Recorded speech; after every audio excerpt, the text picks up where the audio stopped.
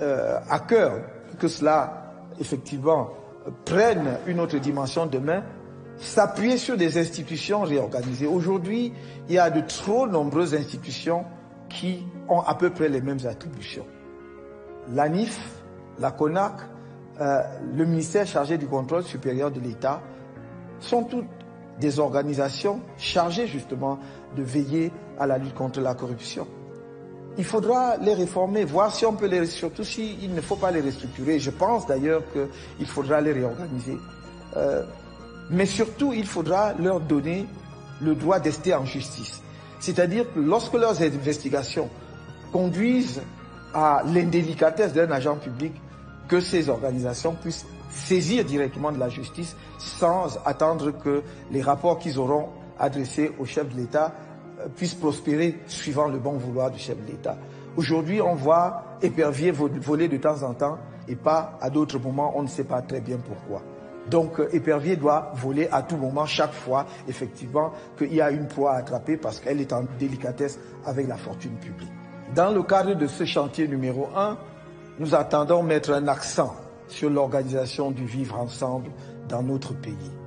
Faire que les Camerounais de toutes les régions se connaissent mieux. Et cela passera, entre autres, par l'organisation pour les jeunes Camerounais, dès la maternelle, des colonies de vacances d'une région à l'autre, pour que les enfants qui vivent dans une région aillent à la découverte de d'autres régions du Cameroun, dans des familles d'accueil, avec l'accompagnement des pouvoirs publics. Ce vivre ensemble aussi doit passer par l'encouragement de la pratique des différentes langues régionales, pas même camerounaises.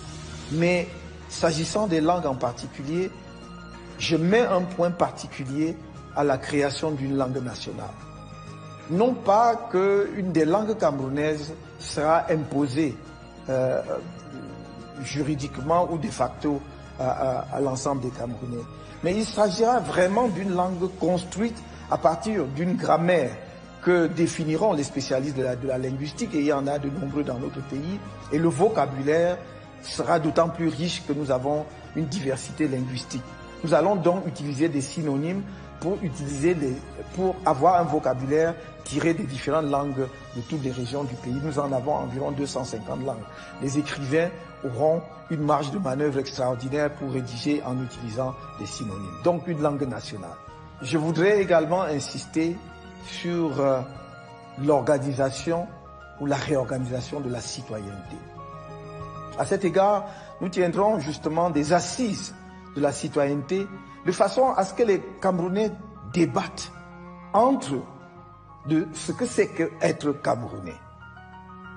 Qu'est-ce qui fait l'identité de notre pays? Et cette citoyenneté doit être sur le plan formel, j'allais dire, relayée par la création d'une carte d'identité unique. D'une carte d'identité avec un numéro de référence unique qui permettra à tout Camerounais, tout au long de sa vie, de pouvoir jouir pleinement de ses droits.